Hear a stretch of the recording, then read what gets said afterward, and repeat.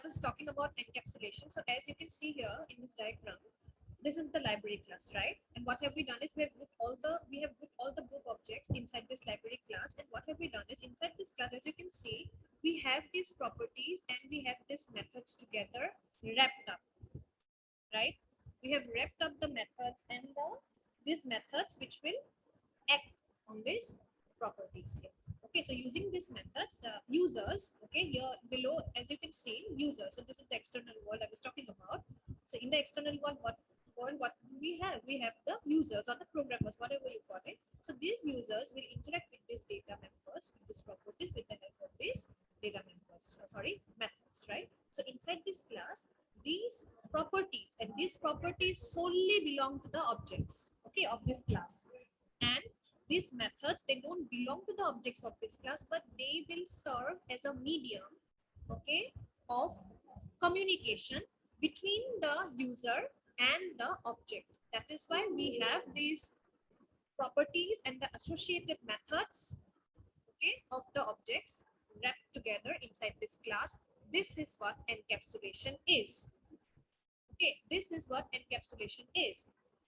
Next, let's talk about abstraction. So now, suppose I have written a program, okay, I have written a program for this library class. I have designed the program, okay. Now, suppose any one of you, suppose some user one, okay, there's a user one, there's a user two, user three. So these three users wants to access the data that is stored inside this, okay, that is stored inside the class or inside the objects.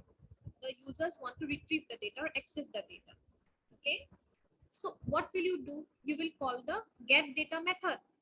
Or if you want to set values to these properties, you will call the set data method, right? You will simply call these, okay, you'll simply call these methods with the help of the object for whichever object you want to set the value, okay, for book 1, book 2, book 3. So for whichever object you want to set the value or you want to get the value, okay, you will accordingly use that object and you will use the appropriate function or method, okay, for that. Yes. So I have designed the program. Okay. So you are some user. You simply want to access the value. You simply want to use the value. Okay. You are least bothered about what is written inside these methods. Can you now see what is written inside this method? Set data is a method. When I say method, that means inside it has got a body. Inside the body, what do we have? We have some statements. We have some instructions, right? Which will define what this method is supposed to do. Exactly in a similar manner, the get data method also consists of some instructions which will define what this method is, what this method should do. Same is the case with update price also. But can you view what is inside? No, because we are least bothered about it. Of course, if it's a method, it will have a body, it will have its own definition. Okay, it is meant to do what it is, what it has been written for. Okay, but we are least bothered about it. What we want to do is we want our work to be done. We simply want to retrieve the values. That's it. So accordingly, we will simply look at the method, whichever method is supposed to do that task for us. We'll simply use that method along with the appropriate object. For whichever object you want to retrieve the values, you will use that object along with that, you use the method. And then using that method, you will simply, whatever task you want to perform, okay, using that appropriate method, you will try to retrieve the values, right? So here we are simply focused on retrieving the value or setting the value or updating the price. We are least bothered about how it is working internally or how it is implemented internally. Okay. So this is what abstraction is. So abstraction, when I say abstraction, abstraction means whichever information is necessary to the user, only that much information is given to the user and the rest is hidden from the user. Okay. How the set data function is working internally or how it has been implemented internally, that we are not bothered about. What we are bothered about is we simply want the information about book 1. So for book 1, we will only use the get data method, okay, which will help us retrieve the data for book 1. How it is implemented internally, we are least bothered about that. and that will be hidden from us. This is what data abstraction is.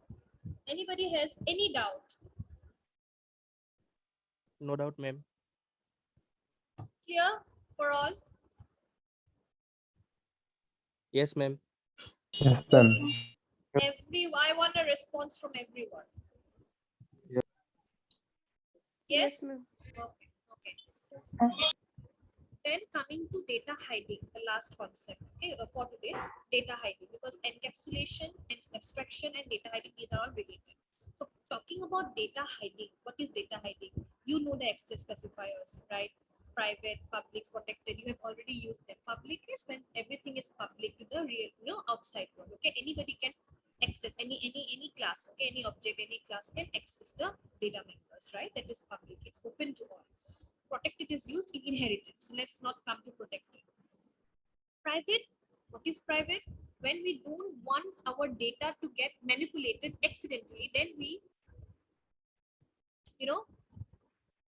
make that private, right? So by default, if you don't add any access specifier, by default, our data will always be private. And even if you label it as private, it is private, right? So when do we consider, when do we make some certain properties private? When we would not want that data to get manipulated accidentally, or you know uh, not want that data to be accessed by some other class or from outside the program. Okay, when we want the data to be very much hidden from the outside world. Okay, in that case we make the data private. So this is what data hiding is, when we try to hide the data. So when you have made a data private, what will you do? You cannot access, the object of that class cannot access the data directly. You have already seen it in various examples that I have showed you in the classes, right? So when suppose I have declared ID as private, then in that case you cannot access ID using book to object. So how will you access this ID? With the help of some method. So you have to declare a method, you have to declare a function which will help you access the private data. Okay, so that is what data hiding is. So data hiding is mainly when you want the data to be protected. Okay, when you want your data to be safe, when you don't want it to be accessed by some outside entity and make changes to it. Okay, in that case we keep our data private, and when our data is private we keep our data hidden. Okay, so when our data is private or hidden, we cannot access it directly, the objects cannot access it directly. So what we do is we make use of some methods which will help us access that data, that private data. Okay, otherwise if you have made the properties, if you have declared the properties as public, the objects can directly access them, because public means open to all, then there's no concept of data hiding, because your data is open. When you declare your property as public, okay, it's open to all, so there's no concept of data hiding. So if you want to enhance data hiding, if you want to incorporate data hiding in your program, then you have to make it private. Is it clear? Anybody has any doubt with objects, class, data hiding, encapsulation, and abstraction? Anybody has any doubt with this?